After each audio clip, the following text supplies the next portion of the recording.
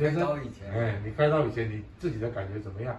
因为以前我睡觉都会打呼，然后还会呼吸中止，所以我来找主任开刀以后呢，这个一切都非常顺利，现在这个睡觉的感觉，我最近呢都睡得比较好，然后精神也比较好非常谢谢主任。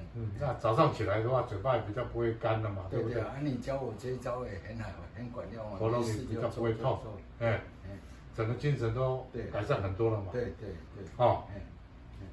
觉得越来越好了哈。对，华佗在世这个就是说有问题就需要检查，检查出来要治疗好，赞。